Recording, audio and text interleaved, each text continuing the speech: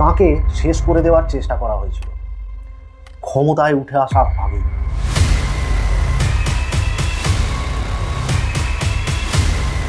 দু সালে ঢাকার এক দুপুর, জনসমুদ্রে ভরা রাজনৈতিক সমাবেশ। হঠাৎ প্রচণ্ড শব্দে ফাটল গ্রেনেড।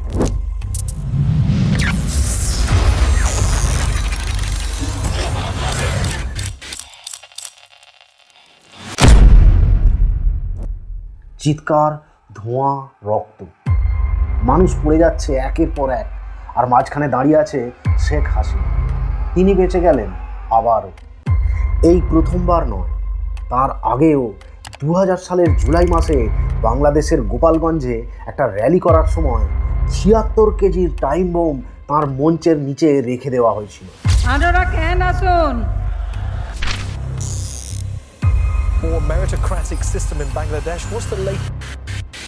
কয়েক সেকেন্ডের ব্যবধানে সেই বোম ডিটেক্ট করা হয়েছিল, না হলে তাঁর অস্তিত্বটাই উড়ে যেত আকাশে।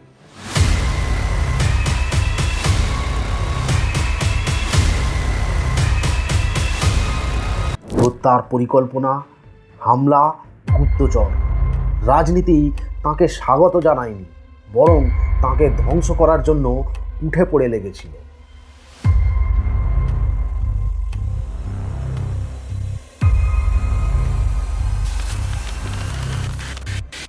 কিন্তু তাঁর যুদ্ধ শুরু হয়েছিল আরও অনেক আগে। 1975 সালের 15ই আগস্ট দেশ কাঁপানো অভ্যুত্থানের সাথে বঙ্গবন্ধু শেখ মুজিবুর রহমান এবং তাঁর পরিবারের অধিকাংশ সদস্যকে হত্যা করা হয়। একজন সদ্য যুবতী এক মুহূর্তে হারালো তার বাবাকে। শুধু বাবাকেই নয়, পুরো বিশ্বকে। তারপর চোখের জল আর ক্ষত নিয়ে দেশ ছেড়ে চলে গেলেন। কয়েক বছর পর যখন ফিরে এলেন বাংলাদেশে, তখন দেশের স্বাধীনতাকে শ্বাসরোধ করে রেখেছে এক মিলিটারি ডিক্টেটর, হুসেইন মোহাম্মদ এরশাদ।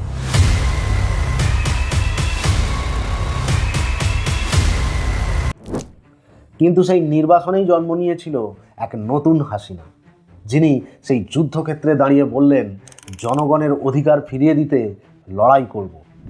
শুরু হলো তাঁকে ঘিরে আন্দোলন, গ্রেপ্তার, হরতাল। কিন্তু তিনি থামলেন না। রাজনীতির আগুনকে তাঁর ভয় নয়, বরং করে তুললেন তাঁর চলার পথের মশাল।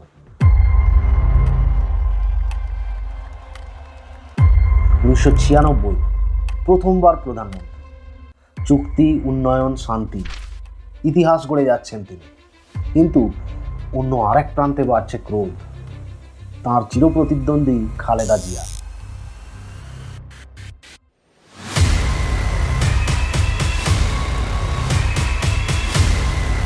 আওয়ামী লীগ বনাম বিএনপি, রাজনীতির মাঠ তখন পরিণত হয় দুই নারী নেতৃত্বের এক নির্মম ক্ষমতার সংঘর্ষ। বারংবার ক্ষমতার উত্থান পতনের মধ্যে দিয়ে তিনি সব মিলিয়ে দীর্ঘ 2 দশক ধরে বাংলাদেশকে শাসন করেন।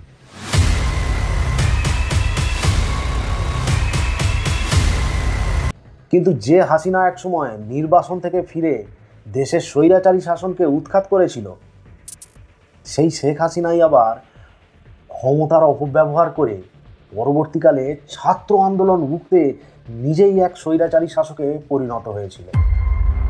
মাত্র 1 বছর আগেই বাংলাদেশের বীভৎসতা আমরা সকলেই দেখেছি।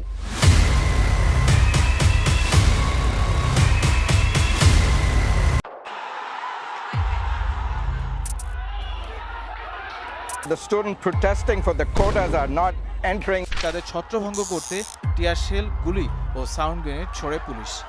And even in the Dhaka University Medical College, they were attacked inside the. এখন প্রশ্নটা হলো, কেন? পৃথিবীর সমস্ত স্বৈরতন্ত্র অথবা রাজতন্ত্রকে ভাঙার জন্য বিপ্লব বা আন্দোলন হয়েছে, আর সেই সাথে এসেছে গণতন্ত্র। কিন্তু সেই গণতন্ত্রেই আবার জন্ম হয়েছে ডিক্টেটর।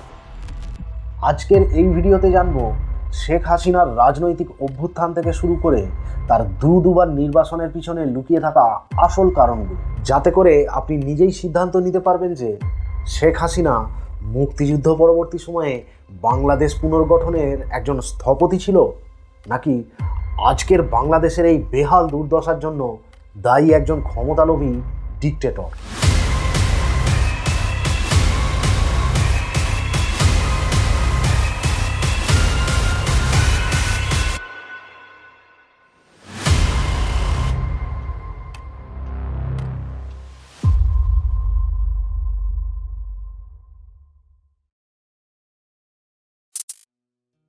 1947 সালের 28শে সেপ্টেম্বর তৎকালীন ইস্ট পাকিস্তানের টুঙ্গিপাড়া গ্রামে মুজিবুর রহমান আর বেগম ফজিলাতুন্নেসা মুজিবের একটি প্রভাবশালী শেখ পরিবারে জন্মগ্রহণ করেন হাসিনা।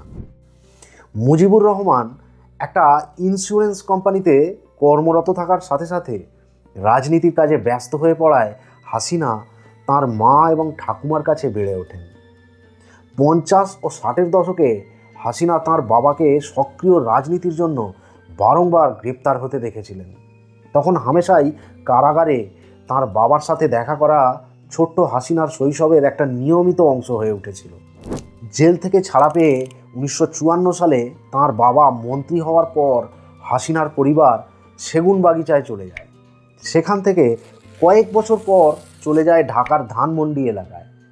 এরপর আসে 1975 সালের 15ই আগস্টের সেই ট্র্যাজেডি। তখন সবেমাত্র হাসিনা ঢাকা ইউনিভার্সিটি থেকে গ্র্যাজুয়েশন করে কলেজ রাজনীতিতে সক্রিয় হয়ে উঠেছেন। এমন সময় বাংলাদেশে সামরিক অভ্যুত্থানের ফলে মুজিবুর রহমানকে ধানমন্ডির বাসভবনে নৃশংসভাবে হত্যা করা হয়। হাসিনা আর তার বোন রেহানা ছাড়া পরিবারের বাকি সদস্যরা নিশ্চিহ্ন হয়ে যায়। হাসিনা তাঁর বোনকে আর হাজব্যান্ড MA ওয়াজেদ, যিনি ছিলেন বাংলাদেশের একজন পদার্থবিদ, তাদের নিয়ে ওয়েস্ট জার্মানিতে চলে যান। পরে সেখান থেকে ভারতের প্রাইম মিনিস্টার ইন্দিরা গান্ধীর সুরক্ষায় পলিটিক্যাল অ্যাসাইলামের একজন অফিসার তাকে ভারতে নিয়ে আসে। তারপর থেকে দীর্ঘ 6 বছর ধরে হাসিনাকে তাঁর নিজের দেশে ফিরে আসতে বাধা দেওয়া হচ্ছিল।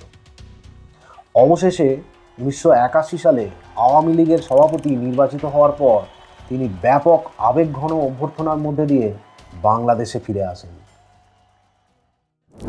নির্বাসনে থাকাকালীন হাসিনা ইতিমধ্যেই বামপন্থী ঘেঁষা আওয়ামী লীগের একজন সিলেক্টেড লিডার হিসাবে ফুল টাইম পলিটিক্সে পা রেখেছিলেন। কিন্তু 1980-র দশকে বাংলাদেশের সামরিক আইনের অধীনে গণতন্ত্রের জন্য তাঁর লড়াইকে চরম মূল্য দিতে হয়েছিল। ঘন ঘন আটক এবং বারবার গৃহবন্দী। তা সত্ত্বেও 1986 সালের জেনারেল ইলেকশনে তিনি প্রতিদ্বন্দ্বিতা করেন এবং অপোজিশনের লিডার হয়ে ওঠেন। দীর্ঘদিন ধরে অটোক্র্যাটিক শাসন চলার ফলে বাংলাদেশে তখন নেমে এসেছিল অরাজকতা। অর্থনীতি মুখ থুবড়ে পড়েছিল। গভর্নমেন্ট অফিসাররা কোনো অর্ডার মানত না। তারা একে একে রিজাইন দিতে শুরু করলো। ডিকটেটর এরশাদের একনায়কতন্ত্রকে চ্যালেঞ্জ করার জন্য সংসদকে একটা প্ল্যাটফর্ম হিসাবে ব্যবহার করেন হাসিনা। 1987 সালের শেষের দিকে সারা দেশব্যাপী একটা বিদ্রোহ শুরু হয়, যার ফলে নূর হোসেনের মতো কর্মীদের প্রাণহানি পর্যন্ত ঘটে, যে সেই সময়ে প্রতিরোধের একটা প্রতীক হয়ে উঠেছিল। এরপর 80-র দশকের শেষের দিকে হাসিনার আওয়ামী লীগ গণতন্ত্রকে প্রতিষ্ঠা করার জন্য খালেদা জিয়ার বিএনপি পার্টির সাথে জোটবদ্ধ হয়। শুরু হয় অবিরাম বিক্ষোভ, ধর্মঘট, সমাবেশ। বহু জায়গায় কারফিউ জারি করা হয়। সে সময় বাংলাদেশের রাইফেল ডিভিশনের মেম্বাররা প্রোটেস্টারদের দমন করার বদলে অস্ত্রশস্ত্র ফেলে দিয়ে কাজে ইস্তফা দেয়। হাসিনা আর খালেদা জিয়ার সম্মিলিত জোট তীব্র হয়ে ওঠে। অবশেষে সরকারের প্রতি জনসাধারণের আনুগত্যের সম্পূর্ণ পতনের পর 1990 সালের ডিসেম্বর মাসে হুসেন মোহাম্মদ এরশাদ পদত্যাগ করেন। তখন সুপ্রিম কোর্টের অধীনে একটা কেয়ারটেকার সরকার ক্ষমতায় আসে। 1991 সালের নির্বাচনে বিএনপি জয়লাভ করে, কিন্তু হাসিনা তার প্রতিদ্বন্দ্বিতা করা 3টি আসনের মাত্র একটাতে জয়লাভ করেছিলেন। এমনকি দলীয় প্রধানের পদ থেকে তখন পদত্যাগ করারও প্রস্তাব দিয়েছিলেন, কিন্তু তার দলের অনুরোধে তিনি পদে বহাল থেকে যান। এরপর 1994 সালে বাংলাদেশের রাজনীতি এক গুরুত্বপূর্ণ মোড় নেয়। মাগুরা 2 আসনের একজন আওয়ামী লীগ সাংসদের মৃত্যু হলে সেই আসনে উপনির্বাচন হয়।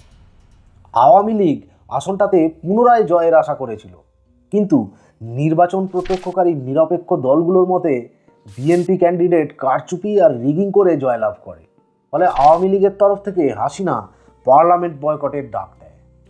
1996 সালে বিপুল ভোটে জয়লাভ করে শেখ হাসিনা প্রথম বাংলাদেশের প্রাইম মিনিস্টার হয়ে উঠলেন। 5 বছর ক্ষমতার শীর্ষে থাকাকালীন 2000 সালের 21শে জুলাই গোপালগঞ্জের কোটালীপাড়ায় তাঁর এক বক্তৃতা সভায় স্টেজ থেকে মাত্র 50 ফুট দূরে 76 কেজির বোম রেখে দেওয়া হয়। ক্ষণিকের ব্যবধানে তিনি রক্ষা পেলেন। 2001 সাল তিনি ক্ষমতা হারালেন। রাজনীতির যুদ্ধ আরও ভয়ঙ্কর হয়ে উঠল। একসময় ডিক্টেটর এরশাদ হোসেনকে উৎখাত করতে তিনি যার হাত ধরেছিলেন, সেই বেগম খালেদা জিয়া ক্ষমতা রক্ষার জন্য এখন আগের চেয়ে অনেক বেশি ক্ষিপ্র এবং ফেরোসাস। আর অপরদিকে শেখ হাসিনা ক্ষমতা পুনরুদ্ধারের জন্য চালাচ্ছেন মরিয়া লড়াই। বাংলাদেশের রাজনীতির ময়দান তখন পুরোপুরি একটা ব্যাটেলফিল্ড।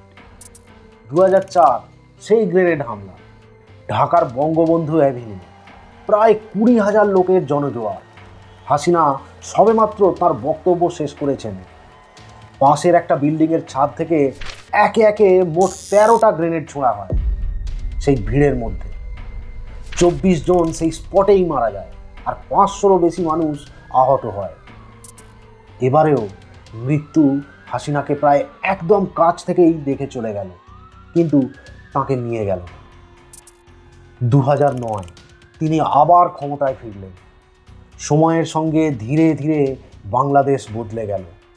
ব্রিজ, রাস্তাঘাট, উন্নয়ন, অর্থনীতি, ভবিষ্যতের মানচিত্র নতুনভাবে আঁকলেন তিনি। পৃথিবীর দারিদ্র্যপীড়িত দেশগুলোর মধ্যে তালিকার প্রায় শীর্ষে থাকা বাংলাদেশ ফাস্টেস্ট গ্রোয়িং ইকোনমিতে পরিণত হলো। পার ক্যাপিটা ইনকাম মাত্র 1 দশকের মধ্যে প্রায় 3 গুণ বেড়ে গেল। দারিদ্র্য সীমা থেকে দেশ অনেকটা ওপরে উঠে গেল। 2022-এ ঢাকা মেট্রো রেল চালু করা থেকে পদ্মা সেতু, পায়রা পোর্ট, অনেক মেজর ইনফ্রাস্ট্রাকচার প্রজেক্ট তিনি সম্পন্ন করলেন। এছাড়াও তাঁর ডিজিটাল বাংলাদেশ ভিশন থেকে শুরু করে garment industry expansion, energy and power, social development, 2017 সালে রোহিঙ্গা রিফিউজিদের জন্য সাহায্যের হাত বাড়িয়ে দেওয়া, 2022 সালে বাংলাদেশের সিনিয়র সিটিজেনদের জন্য ইউনিভার্সাল পেনশন স্কিম পাস করানো, এবং ফরেন রিলেশনের ক্ষেত্রে বিশেষ করে নেবারিং কান্ট্রিজ যেমন ইন্ডিয়া আর চায়নার সাথে regional cooperation for trading purpose সম্পর্ক শক্তিশালী করে তুললেন। কিন্তু প্রতিটা উন্নয়নের সাথে সাথে অভিযোগও জমতে লাগলো। স্বৈরাচারিতা, বিরোধী দমন, গণতন্ত্রের সংকোচন, শব্দগুলো বাতাসে ভেসে বেড়াতে লাগলো। যত বছর গেল শব্দগুলো ক্ষোভে রূপান্তরিত হলো। এরপর 2014, 18, 24 জয় জয় আর জয়, কিন্তু নির্বাচনের মাঠ ফাঁকা, বিরোধীরা নেই, আছে শুধু বিতর্ক। জুলাই 2024 ছাত্রদের কোটা আন্দোলন, রক্ত, ক্ষোভ, দেশের মাটি অস্থির হয়ে উঠল। Prompting the government to shut down the internet nationwide. প্রোটেস্টারদের দমন করতে টিয়ার গ্যাস, রাবার বুলেট ছোড়া হলো। এমনকি সেই প্রথমবার সারা দুনিয়া সাক্ষী থাকলো যে ছাত্র আন্দোলন রুখতে ঢাকার রাজপথে নেমেছে tank. On the 16th of July, security forces unleashed a harsh crackdown, deploying অগ্নিগর্ভ গোটা বাংলাদেশ। প্রতিবাদ তখন আর শুধু কোটা আন্দোলনেই থেমে থাকলো না, বরং রোষের মুখে পড়ল সরাসরি শেখ হাসিনা। প্রতিবাদকারীরা ডিক্টেটর ঘেরাও বলে স্লোগান দিতে থাকে। বেশ কিছু সরকারি বিল্ডিংয়ে আগুন লাগিয়ে দেওয়া হয়। হাসিনার তরফ থেকে পুলিশের কাছে নির্দেশ আসে শুট অ্যান্ড সাইটে, মানে রাস্তায় কোনো প্রোটেস্টারকে দেখা মাত্রই যেন গুলি করে মেরে দেওয়া হয়। 16 জন নাবালক বাচ্চার মৃত্যু হয়, তার মধ্যে একজন প্রি স্কুলারও ছিল। বাংলাদেশের ঢাকা শহর এক প্রকারের ওয়ার জোনে পরিণত হয়ে যায়। শুধু 16 থেকে 20 জুলাইয়ের মধ্যেই মারা যায় 100 জনেরও বেশি স্টুডেন্টস। 23 জুলাই রাতে কাউকে কিচ্ছু না জানিয়ে 36টা আনআইডেন্টিফাইড বডিকে গণকবর দিয়ে দেওয়া হয়। ফলে উন্মত্ত জনতা হাসিনার বাসভবনে হানা দেয়, লুটপাট চালায়। 5ই আগস্ট 2024 তিনি পদত্যাগ করলেন, লুকিয়ে বাংলাদেশ ছেড়ে চলে গেলেন ভারতে, আবার এক political asylum. Let's spread the country. Bangladesh erupts in celebration. Hasina এখন দেশ থেকে অনেক দূরে, কিন্তু বিচার থামে। Decided to inflict her with only one sentence, that is sentence of death. মামলা, সাক্ষ্য, আদালত, আর অবশেষে 2025 সালে তার অনুপস্থিতিতে মৃত্যুদণ্ডের রায়। একটা জীবনের ট্র্যাজিক চূড়ান্ত, যেখানে এক শহীদের কন্যা থেকে ছাত্রনেত্রী, প্রোটাগনিস্ট থেকে প্রতিদ্বন্দ্বী, আন্দোলনের মুখ থেকে শাসক, এবং সেখান থেকে বিতর্ক, নির্বাসন, মৃত্যুদণ্ড মিলেমিশে সব এক হয়ে যায়। ইতিহাসের আদালত এখনও সিদ্ধান্ত নেয়নি, কিন্তু সময় একদিন অবশ্যই নেবে। আপনার কি মনে হয়, একজন স্বৈরাচারীর মতো ক্ষমতার প্রতি অন্ধ বিশ্বাসী কি শেষ পর্যন্ত তাকে পতনের দিকে ঠেলে দিয়েছিল, নাকি তাকে মনে রাখা হবে বাংলাদেশ পুনর্গঠনের একজন স্থপতি হিসেবে? নিচের কমেন্ট সেকশানে লিখে জানান। আর এমনই অন্যান্য টপিকের ওপর পরবর্তীকালে যে ডকুমেন্টারি ভিডিওগুলো আসছে সেগুলো দেখার জন্য চ্যানেলটাকে সাবস্ক্রাইব করে রাখুন এবং বন্ধুদের সাথে শেয়ার করুন।